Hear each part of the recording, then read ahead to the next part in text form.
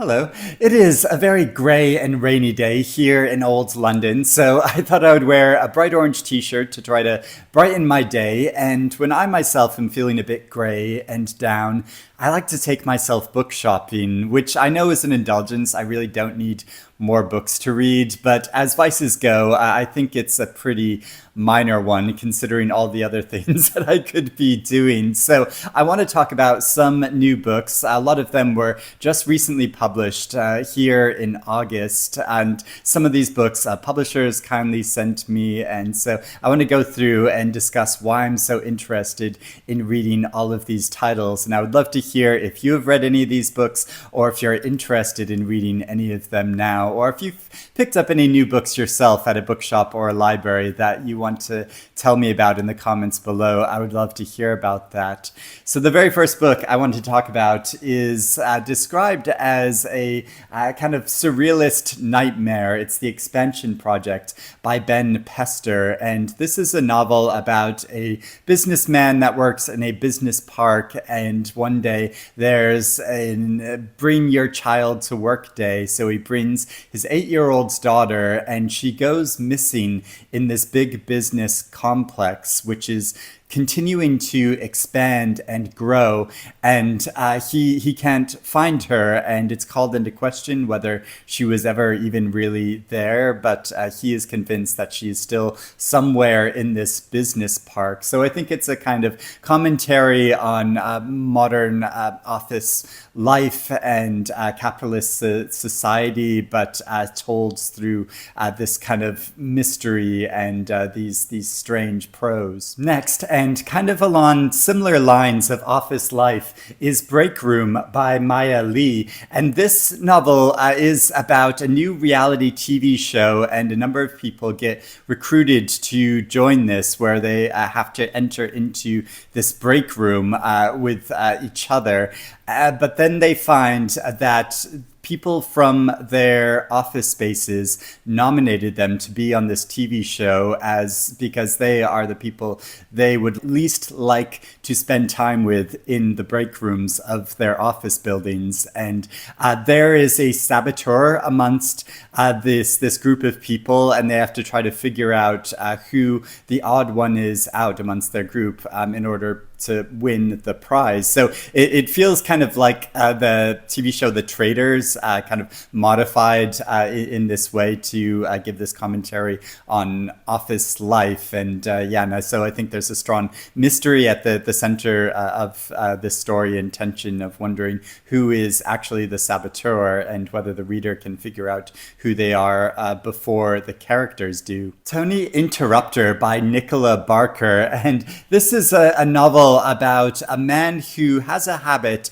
of disrupting live cultural events. And on one of these occasions, when he interrupts this cultural event, it's filmed, and that goes viral. And so it's tracing the consequences of that and the fallout of that, but it's also looking at the way that chaos frequently enters into our lives when we try to set out to do things. We are interrupted continuously by this, and I think Nicola Barker is making a case that this is really the stuff of life, but it's about finding a balance between wanting to achieve your goals and also embracing the flow and chaos of life. And I've read a number of novels by Nicola Barker. I think she is always a really interesting and weirdly funny in her writing. And so I'm keen to read this new novel. Rooms for Vanishing by Stuart Nadler. And this novel is about a child who escapes from the Nazi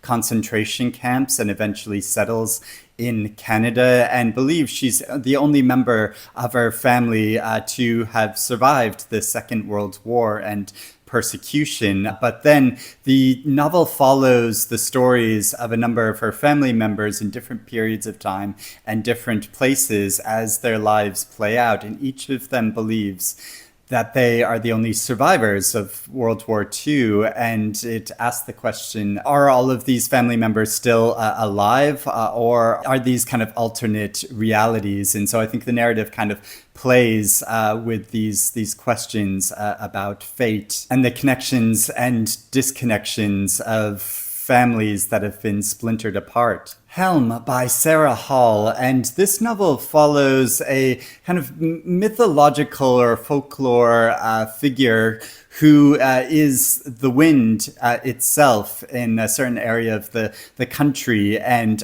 following the public's reaction to the voice and spirit of this wind over a long period of time. So it's examining like changes in the country and the environment through this unusual voice. Now, Sarah Hall is an author who I've kind of respected what she's done, but I've never fully loved reading any of her books before. And so I'm not really sure what to make of her as a writer. I sometimes find her writing a bit of a slog to get through, even though I think the concepts that she's working with are really interesting. So yeah, I'm keen to see if I get along better with this new novel. The Imagined Life by Andrew Porter, and this novel follows a man in California whose marriage has become really shaky, and he's haunted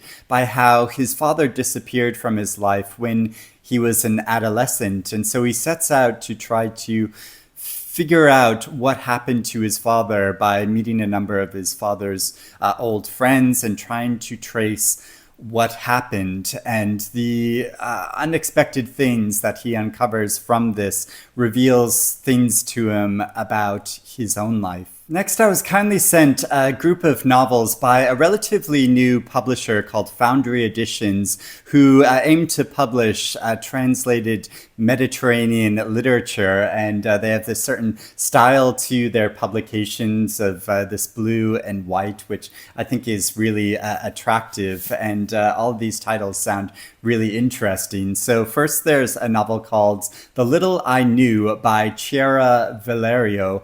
And this is set in an Italian seaside town where a woman is discovered dead in a bath, and the locals just sort of want to move beyond this. No one ever really knew much about her, but one woman sets out to investigate who was this woman and what happened in her life. And so it follows this process of discovery, which reveals more things about the local community and the country. Spanish Beauty by Esther Garcia Llovet. And this novel is set in Benidorm in Spain, which is kind of famous kind of tourist space, but is also a locale of a lot of criminality. And it follows a female officer who is intent on working against a lot of local gangs and crime. And this is described as a love letter to the Pearl of the Costa Blanca.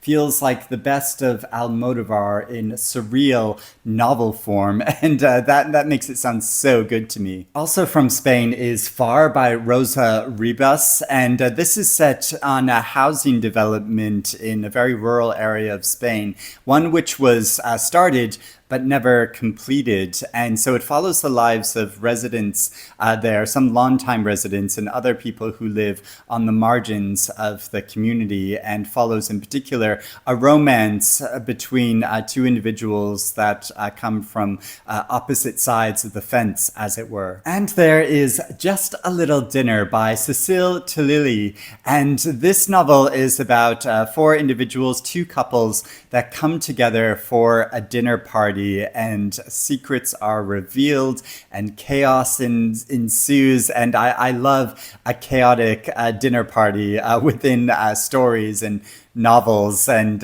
so yeah, I'm keen to see how this drama plays out. Ruth by Kate Riley. And this novel follows a woman who's raised in a Christian communist community that is very enclosed and strictly religious, and so she has certain routines of what she must wear and prayers that she must observe, and it follows periods of her life asking the question, is she really truly happy and sustained within this community, or would she be better to break free from it? And the author Jenny Offal says that this is an irresistibly smart and funny novel, and I really admire her work, so I'm keen to read this new to me author. Sympathy Tower Tokyo by Qudan, and this novel is about a skyscraper that is being planned to be built in the center of Tokyo to house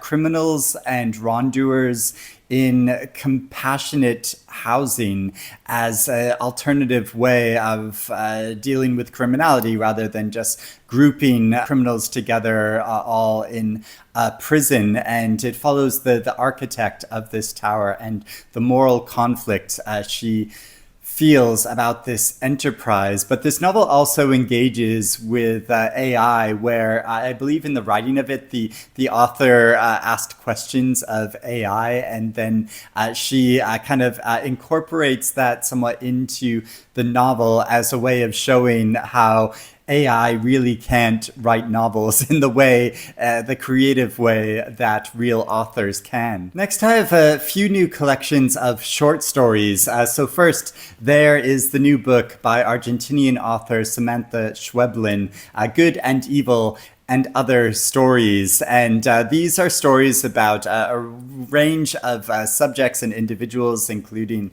a couple of writers that get involved in an attempted poisoning, and a mother who goes into the depths of a lake behind her house and discovers something very strange and alluring there. And so Samantha Schweblin, in her fiction, she often goes to quite dark and surreal places, but her stories also consider a lot to do with family and friendship and longing and shifting communities. So I think she's a really fascinating writer. Night of the Living Rez by Morgan Talty. And I remember when this came out in the US, it got a lot of attention, and I was really keen to read it. So it explores contemporary Native American life in the state of Maine, where I was born and raised. And one of the stories follows a group that attempt to plunder a Native American museum inspired by something that they saw on Antiques Roadshow. And so I think it explores contemporary Native American life with these kind of comic twists, but getting at the reality and difficulties that Native communities experience. And there is a new Irish collection, We Used to Dance Here by Dave Tynan, and these stories look at contemporary Dublin, especially people who live on the margins and who aren't often the focus of city life. And I love this cover with a view over the city's river. And also the author Colin Barrett says of this that the stories in We Used to Dance Here are gritty and soulful, spiky and incisive. They are big-hearted but take no prisoners, a memorable debut collection that will stay with you. Next is a poetry collection that I've been meaning to get to, which is Forest of Noise by Mosab Abu Toha. And this follows very much the author's life in Gaza, where after the Israeli army bombed and destroyed his household, he continued to write poetry and tried to make sense of this chaotic and deadly ongoing situation. Next, I have a couple of reprints of British fiction, literary fiction that I think could be considered contemporary classics that have been somewhat lost. So there is Dreaming of Dead People by Rosalind Belben, and who is an author who is still alive. She is in her mid 80s, and this novel was first published in the late 70s, and it's seen as an early example of autofiction, where she is writing about the the dark corners of her life and her mind and her struggles, and